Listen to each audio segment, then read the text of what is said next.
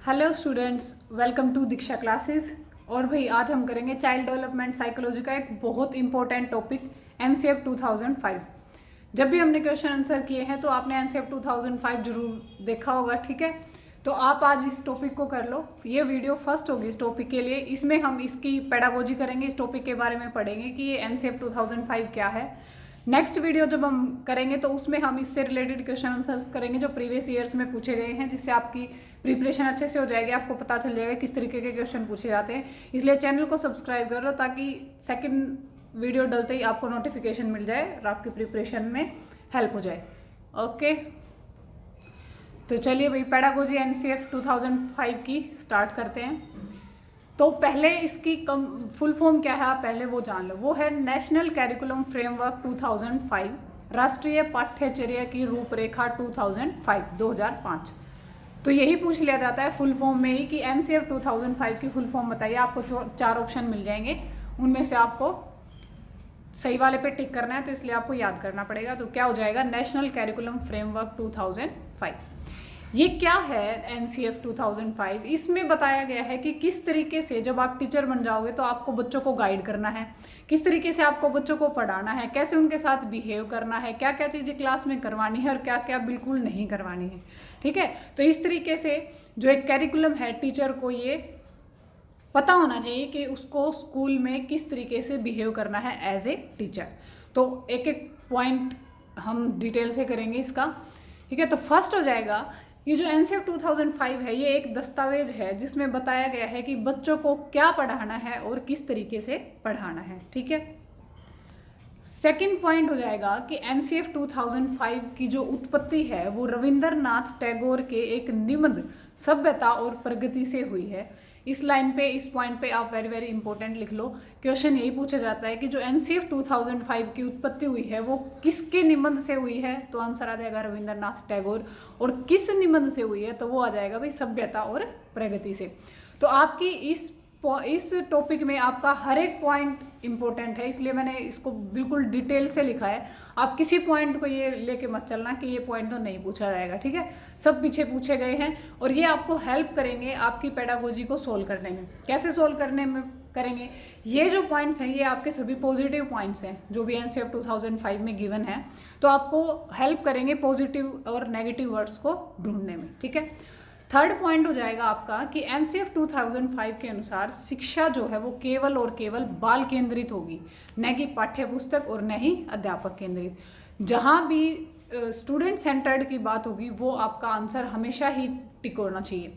वो एक बहुत पॉजिटिव आंसर है। एनसीएफ 2005 ने कहा है कि जो स्टडी होगी, जो शिक्षा होगी वो सिर्फ और सिर्फ बाल केंद्रित होगी। उसमें न तो कोई अध्यापक का फायदा देखा जाएगा और न ही सिर्फ जो पाठ्य पुस्तकों में लिख दिया उसके अनुसार चला जाएगा, ठीक है।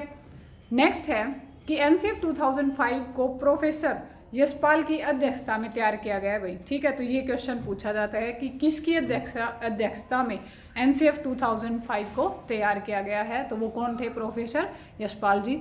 नेक्स्ट क्वेश्चन है कि नेक्स्ट पॉइंट है कि एनसीएफ 2005 का जो अनुवाद है वो संविधान की कौन सी सूची में किया गया है, तो वो किया गया है 8वीं सूची में। तो आपको पांचों पॉइंट से ये अपने आप ही पता लग गया होगा कि सभी पॉइंट्स जो हैं वो वेरी वेरी इंपॉर्टेंट हैं और क्वेश्चन यहीं से बनते हैं एनसीएफ 2005 के। अब क्या है कि एनसीएफ 2005 में कुछ टीचर्स के लिए कुछ सिद्धांत दिए गए हैं कि किस तरीके से टीचर को बिहेव करना है। ये तो पॉइंट्स दिए गए हैं, उनको एनसीएफ 2005 के बारे में हमने जाना है कि ये क्या है, ठीक है। अब कुछ टीचर्स के लिए सिद्धांत दिए गए हैं, वो देखते हैं। हाँ भाई, तो एनसीएफ 2005 के सिद्धांत हैं और मैंने इसके आगे लिख भी दिया है कि 5 to 10 मार्क्स ये सिद्धांत, केवल सिद्धांत आपको देंगे। तो अगर आप कम से कम भी लेकर चलते हैं कि 5 मार्क्स आपको सीटेट के एग्जाम में ये सिद्धांत ही देंगे, ठीक है। तो फर्स्ट क्या है कि ज्ञान को स्कूल के बाहरी जीवन से जोड़ा जाना चाहिए। जो बच्चों को आप स्कूल में पढ़ाते हो तो उनको उस जो नॉलेज आप स्कूल में देते हो, क्लास में देते हो, उनको सिखाओ कि इसको बाहर वाले जीवन से, पर्सनल लाइफ से कैसे जोड़ना है। जैसे अगर आप उनको सिखाते हो माइनस प्लस करना क्लास में, तो आप उनको बाहर बताइए कि जब भी आप कोई दुकान से, शॉप से कोई सामान लेते हो तो अगर आपने 10 रुपीज़ दिए हैं, 5 रुपीज़ का सामान लिया तो आपको कितने वापस मिलने चाहिए। तो इस तरीके से वो मैथ का सम हो जाएगा और उनके पर्सनल लाइफ से भी जुड़ जाएगा। सेकंड है कि पढ़ाई को रटंत प्रणाली से दूर करना चाहिए।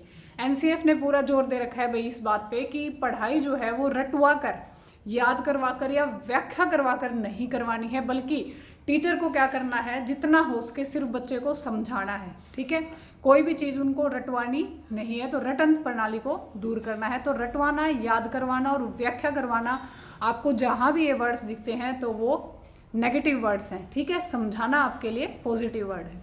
नेक्स्ट है कि पाठ्यचर्या पाठ्य पुस्तक केंद्रित न हो। जो हमारा कैरिकुलम है वो सिर्फ स्टडी मटेरियल पे आधारित नहीं होगा, वो सिर्फ और सिर्फ बाल केंद्रित होगा और न ही अध्यापक केंद्रित होगा।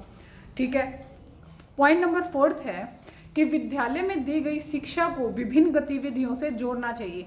जो आप स्कूल में बच्चों को सिखाते हो, ठीक है, तो उनको विभिन्न गतिविधियां मतलब कि एक्टिविटीज़ के साथ जोड़ना चाहिए। और जहाँ भी आपको विभिन्न गतिविधियां, विभिन्न क्रियाकलाप, ये विभिन्न जहाँ भी वर्ड दिखेगा ये एक मोस्ट पॉजिटिव वर्ड है, तो आप इसको पॉजिटिविटी के साथ लेकर के चलेंगे जहाँ आपसे पॉजिटिव आंसर पूछा जाएगा। इसलिए मैं कह रही थी कि एनसीएफ 2005 जो है आपकी पेडागोजी को आज बहुत ज़्यादा सोल्व करने में आपकी हेल्प करेगा। पॉइंट नंबर 5 है कि विद्यार्थियों में राष्ट्रीय मूल्यों की भावना पैदा करनी चाहिए। तो छोटे बच्चों को जब हम ये सिखाएंगे कि ये जो हमारी उनको बेंचेस मिलते हैं, फैन मिलते हैं, ब्लैक बोर्ड मिलता है, ठीक है, कुछ भी मिलता है, कि बच्चों इसको ख़राब मत करो, ये सिर्फ स्कूल का नहीं है, ये हम सब का है। ठीक है, तो उनको एक राष्ट्रीय मूल्यों की भावना उनके अंदर टीचर को स्टार्टिंग से ही डालनी चाहिए, ताकि वो बड़े होकर इन मूल्यों को अच्छे तरीके से समझ के जान पाएँ। नेक्स्ट है कि एनसीएफ 2005 का प्रमुख लक्ष्य है, उसका मेन एम क्या है, आत्मज्ञान करवाना। मतलब क्या हुआ इसका कि विद्यार्थियों को उनके अनुभवों का अवसर दिया जाना चाहिए और वो स्वयं उस ज्ञान की प्राप्ति कर सके, क्रियाकलाप करके और अपने चीज़ों को खुद से करके, अपने विचार प्रकट करके उनको एक अवसर देना चाहिए इन सब कामों का, जिससे उनको स्वयं ज्ञान की प्राप्ति हो सके। हाँ भाई, नेक्स्ट एनसीएफ 2005 का पॉइंट है कि एनसीएफ 2005 का निर्माण किया गया था एनसीईआरटी के द्वारा। ठीक है, और इसको पूरा करने का, इस काम को पूरा करने का कार्य निदेशक किसके पास था, प्रोफेसर कृष्ण कुमार के नेतृत्व में और किसकी अध्यक्षता में किया गया था, वो थे प्रोफेसर यशपाल। नेक्स्ट पॉइंट है कि एनसीएफ 2005 के अनुसार माना गया है कि प्रत्येक विद्यार्थी की क्षमता और कौशल जो है वो अलग अलग होते हैं। तो इसमें आपको सही से समझ में आ गया कि स्टूडेंट्स की जो कैपेसिटी होती है और उनकी जो स्किल्स होती हैं हर एक स्टूडेंट की वो अलग अलग होती है, हर एक बच्चे की अलग अलग होती है। ठीक है, अब जो आप लोग वीडियोस देख रहे हो, कोई बच्चे का इतना ज़्यादा आईक्यू लेवल होगा कि वो एक बारी में इसको समझ जाएगा, कोई बच्चा इसको 2-3 टाइम्स देख के समझेगा। ठीक है, तो इस तरीके से हर एक बच्चे की जो क्षमता और कौशल हैं वो अलग अलग होते हैं, इसलिए प्रत्येक विद्यार्थी को अपने विचार प्रकट करने का एक मौका दिया जाना चाहिए। ठीक है भाई, चाहे वो 2 बार भी समझे, चाहे 3 बार में समझे, एक गुड टीचर की यही खासियत होनी चाहिए कि वो उसको जितनी बार बच्चा पूछे उतनी बार उसको समझाए। नेक्स्ट है कि हर प्रकार की सूचना को ज्ञान नहीं माना जाए। एनसीएफ क्या बोलता है कि अगर कोई भी इंफॉर्मेशन आपको मिलती है तो वो एज ए नॉलेज बच्चों को न दी जाए। क्या होता है, इन्फॉर्मेशन तो कोई भी गलत भी हो सकती है, जैसे न्यूज़ वाले होते हैं वो कुछ भी चीज़ को फैला देते हैं, तो वो ज्ञान नहीं है, वो सिर्फ एक इन्फॉर्मेशन है, सूचना है, तो उसको नॉलेज नहीं मानना चाहिए इन्फॉर्मेशन को। नेक्स्ट है कि शिक्षण में कुछ महत्वपूर्ण शिक्षण सूत्रों का इस्तेमाल करना चाहिए, और वो सूत्र कौन से हैं, ज्ञात से अज्ञात की ओर, मूर्त से अमूर्त की ओर। तो फर्स्ट को समझिए, ज्ञात से अज्ञात की ओर मतलब कि जो बच्चों को पता है, जिस चीज़ की उन्हें नॉलेज है, जिन चीज़ों के बारे में उनको पता है, उनसे अज्ञात की तरफ ले जाना। जैसे बच्चे ने बिल्ली देखी हुई है तो उस बिल्ली से और फिर बाघ को रिलेट करना। ठीक है, इस तरीके से। और मूर्त से अमूर्त की तरफ होता है, मूर्त वो चीज़ें होती हैं जिनको हम देख सकते हैं, छू सकते हैं, ठीक है, महसूस कर सकते हैं, और अमूर्त होती है सिर्फ और सिर्फ हम उनकी कल्पना कर सकते हैं। तो पहले बच्चों को उन चीज़ों के बारे में सोचना सिखाइए जो उनके सामने हैं, जिनको छू सकते हैं, उन पर उनके विचार लीजिए। फिर उनको अमूर्त की तरफ कल्पनाएं करना सिखाइए कि ऐसे भी होता है, ऐसे भी होता है, एंड ऑल दैट। ठीक है, तो भाई वीडियो का फर्स्ट पार्ट यहीं तक था, सेकंड पार्ट आएगा जल्दी, और आप इसलिए चैनल को सब्सक्राइब कर लो ताकि आपको नोटिफिकेशन मिल जाए। ठीक है, और अपने दोस्तों के साथ वीडियो को शेयर करो, पसंद आए तो वीडियो को लाइक करो, और सीटेट की फुल तैयारी करो। Thank you. और भाई आज का आपका क्वेश्चन है कि एनसीएफ 2005 की उत्पत्ति किस निबंध से हुई है। ठीक है, फर्स्ट ऑप्शन है राष्ट्र निर्माण में शिक्षा, सेकंड ऑप्शन है सभ्यता और प्रगति, और थर्ड है अब की बार रट्टा ना मार, और फोर्थ है नई रोशनी। ठीक है, आपको कमेंट सेक्शन में आंसर जरूर देना। आपकी कोई क्वेश्चन हो, कोई क्यूरी हो, या फिर आपको नोट्स चाहिए तो आप वो भी कमेंट सेक्शन में पूछ सकते हैं। Thank you for watching, and video को जितनी ज़्यादा उसके शेयर कीजिए ताकि आपके दोस्तों को भी हेल्प मिल जाए। Thank you.